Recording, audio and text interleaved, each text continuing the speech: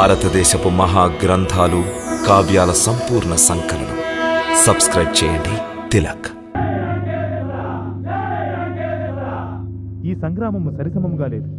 శ్రీ రఘునాథుడు పాదరక్షలు లేకుండా భూమిపై సంచరిస్తున్నాడు. కాని రావణుడు తన దిగ్విజయమైన అక్షయమైన రథాన్ని అధిరోహించి యుద్ధము చేయుచున్నాడు. బ్రహ్మ మహేశ్వరుల వల్ల సంప్రాప్తించిన శక్తుల ప్రభావంతో అతడు నలువైపులా హాహాకారాలు సృష్టిస్తున్నాడు. దేవా, దీనికి ఏ ఉపాయమూ లేదా? ఉపాయం ఉన్నది. కళ్యాణమస్తు.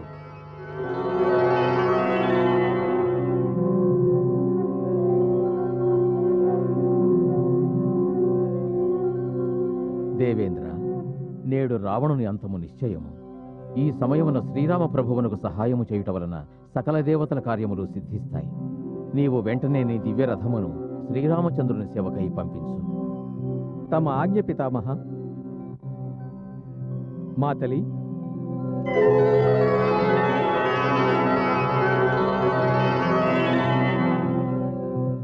ఆజ్ఞ దేవరాజా.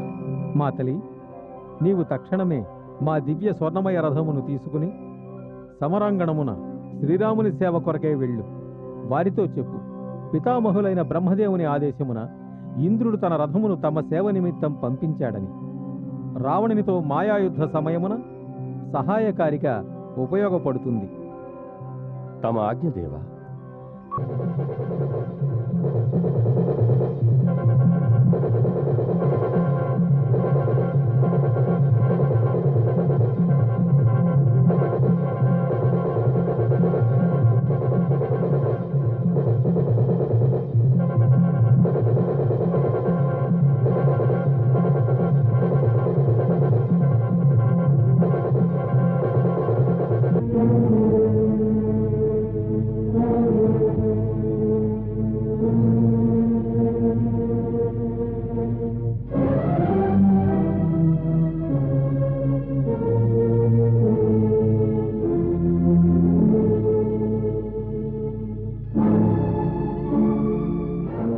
హే రఘుకుల తిలక, శ్రీ రఘునాథ, శ్రీ లక్ష్మణ కుమార, తమ శ్రీచరణములకు సారథి సేవకుడైన మాతలి ప్రణామము.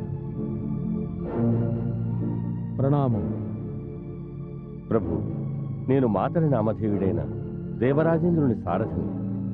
సురేంద్రుడు యుద్ధమును తమ విజయకాంక్షతో తన దివ్యరథమును తమ సేవ కోసమే పంపించినాడు. దీనిని స్వీకరించండి ప్రభు. కానీ మేమెన్నడూ దేవరాజేంద్రుని ఏ సహాయమూ కోరలేదే. హే నాథ, దేవేంద్రుడి రథమును పితామహుడైన బ్రహ్మదేవుని ఆజ్ఞతో పంపించినాడు. రావణునితో మాయాయుద్ధము చేయుటకు ఇది తమకు ఉపయోగపడుతుందని దేవేంద్రుడే స్వయంగా చెప్పినాడు. జాగ్రత్త అగ్రజ. యుద్ధ భూమిలో ఎవరినైనా త్వరపడి విశ్వసించడం ఆపదహేతు. శత్రువు క్రూరుడు, మాయలు పన్నుటలో సిద్ధాస్తుడు. శ్రీ లక్ష్మణ కుమారుల వారి సందేహము సముచితమైనదే. తమ సందేహ నివారణార్థం నేను ఈ రథము యొక్క విశిష్టతను వివరిస్తాను. అది కేవలం దేవలోకవాసులకే విదితం. హే రఘువంశ శిరోమణి రఘునాథ, ఇది బ్రహ్మదేవ నిర్మితమైన దివ్య రథము. ఇందు సప్తగుణ విశేషములున్నవి. అష్టమహానాగులు వాసుకి, అనంతుడు, తక్షకుడు, శంఖపాలుడు, గుళికి, పద్ముడు, మహాపద్ముడు, కర్కోటకుడు ఈ రథం కళ్ళెపు త్రాళ్లలో అదృశ్య రూపంలో ఇమిడి ఉన్నారు. నక్షత్ర రూప రత్నములతో ఈ రథము అలంకృతమై ఉన్నది. ఇందులో ఇంద్రుని మహాధనస్సు, అగ్ని సమాన తేజస్సు గల కవచము, అనన్య సామాన్య శక్తి గల బాణములు ఉన్నవి. ఇది అవసరమును అనుసరించి వేగమును పెంచుకోగలదు. తమ బాణములను గురి తప్పక ప్రయోగించవచ్చు. ఈ దివ్యరథము సాగర కెరటములపై, అగ్ని శిఖలపై నిర్విఘ్నముగా పరుగులిడగలదు. అన్నిటికంటే పెద్ద ప్రమాణము ఈ రథమునకు పూంచిన దివ్య ధవళాశ్వములు. ఇవి దివ్యాశ్వములనే ప్రమాణము అవే స్వయముగా చేస్తాయి ప్రభు. నమామి బ్రహ్మదేవాయ పుండరీకాక్షాయ మహేశ్వరాయ. యుద్ధరంగమున దీనిని సదుపయోగపరిచి దీనిని ధన్యుని చేయండి ప్రభు. సురాధిపతి తమ సేవాభాగ్యమును కలిగించి నన్ను ధన్యుణ్ణి చేసినాడు. సంశయమును త్యజించి దేవహితము కొరకు లోక కళ్యాణము కొరకు దీన్ని స్వీకరించండి కరుణానిధాన.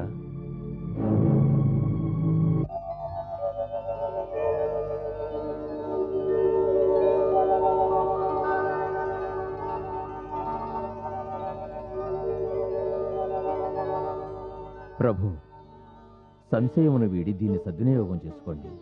అందులోని అందరి హితము శ్రేయస్సు ఉన్నవి. పితామహుడు బ్రహ్మదేవుడు, దేవరాజు ఇంద్రుడు ఇత్యాది సమస్త దేవతలకు మా శతసహస్ర ప్రణామములు సమర్పించుకుంటున్నాము.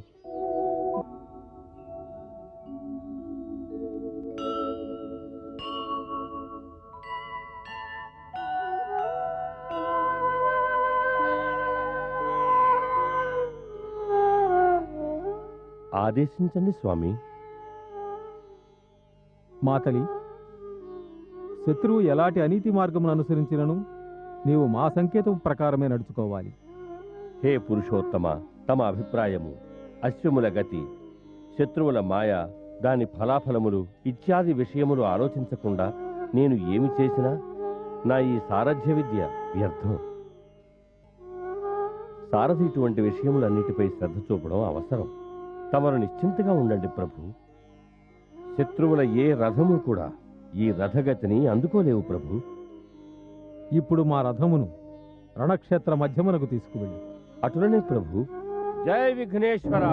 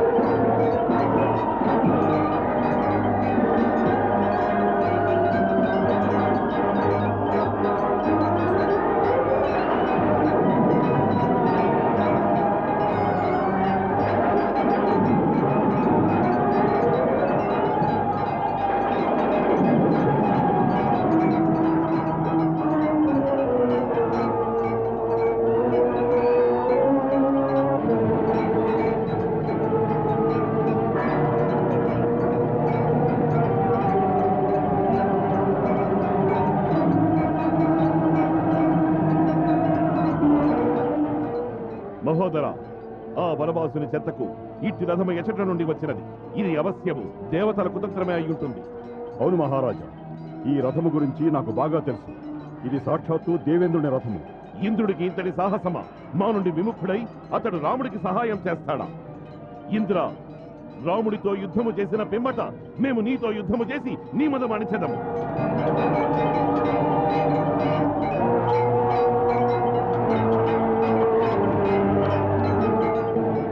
నూతన రథమును అధిరోహించి ఇంత దర్పాన్ని ప్రదర్శిస్తావా? రావణుని సముఖానికి వచ్చినావు గనక శిరస్సు వంచుకునిరా. ఇంతకు ముందే నీవు శిరస్సు వంచుకొని వచ్చి ఉంటే నీవు ఎప్పుడో బ్రతికిపోయే అవకాశం ఉండేది. కానీ ఇప్పుడు నీ శిరస్సు ఖండించుటయే అనివార్యమైనది. ఒరే తపస్వి, ఇప్పటి వరకు నీవు హతమార్చిన యోధుల వంటి వాడను కాను నేను. నా పేరు రావణుడు. త్రిలోకాలు నా పేరును కీర్తిస్తూ ఉంటాయి. లోకపాలకుడు కూడా మా బందీయే. నీవు ఖరదూషణుల్ని విరాధుణ్ణి సంహరించావు. పాపం వాలిని దొంగచాటుగా వధించావు. కుంభకర్ణుణ్ణి మా మేఘనాథుణ్ణి చంపినావు. నేడు వాళ్ళందరి పక్షమున ప్రతీకారము తీర్చుకుంటాను. నీవు రణభూమిని వదిలి పారిపోకుండా ఉంటే వాళ్ళందరి ఆత్మలకు శాంతి చేకూరుస్తాను. ఒక్కటి మరచిపోకు, నేడు నీవు రావణునితో తలపడవలే, రావణునితో. నీచ నిశాచర, అసహాయ స్త్రీలపై వీరత్వము చూపించే భీరువ, ఏం చూసుకుని వీరడవనుచున్నావు?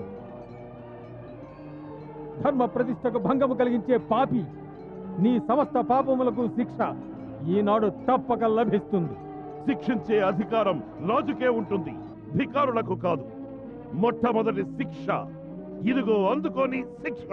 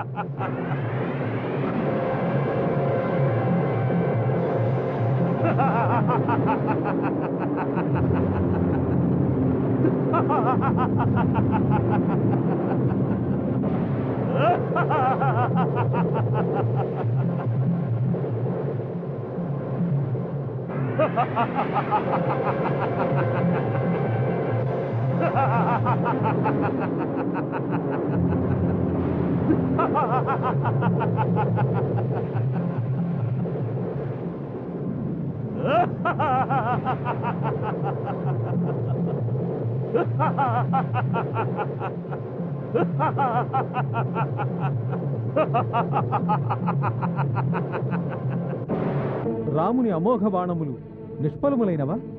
లేదు దేవేంద్ర, రఘువీరుని బాణములు నిష్ఫలము కావు. అది రావణుని రాక్షసుమాయ.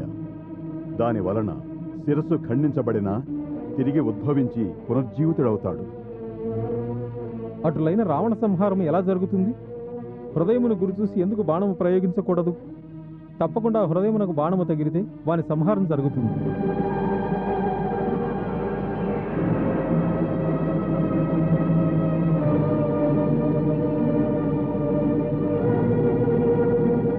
ఓ దేవరాజేంద్ర, అదొక గూఢ రహస్యం. శ్రీరాముడు రావణుని హృదయమును గురి చూసి బాణము ప్రయోగించడు. శ్రీరామునికి బాగా తెలుసు, రావణుని హృదయములో నిరంతరము సీత వసిస్తున్నది. సీత హృదయములో సాక్షాత్తు ప్రభువు శ్రీరాముడు అనుక్షణం విరాజిల్లుతూ ఉన్నాడు. ఇక ప్రభువు ఉదరములో చతుర్దశ భువనములు సప్తఖండములు ఇమిడి ఉన్నాయి. ఈ స్థితిలో బాణప్రయోగం చేస్తే రావణునితో సహా సీత, ఆమెతో పాటు రాముడు, ఆ రామునితో పాటు సమస్త బ్రహ్మాండము వినాశనమైపోతుంది. అయితే రావణ సంహారం జరగదా? అవుతుంది. ప్రతిసారి శిరస్సుపై ప్రయోగించాలి. ఈ విధముగా శిరస్సు పదే పదే ఖండించబడుతూ ఉండడం వల్ల అతడు వ్యాకులుడవుతాడు. ఇటువంటి వ్యాకుల పరిస్థితిలో వాని హృదయము నుండి సీతపై భ్రాంతి తొలగిపోతుంది. ఏ క్షణంలో అయితే వాని హృదయం నుండి సీత తలుపు తొలగిపోతుందో ఆ క్షణమే అంతర్యామి రాముడు రావణుని హృదయంపై బాణమును ప్రయోగించి వానిని అంతము గావిస్తాడు.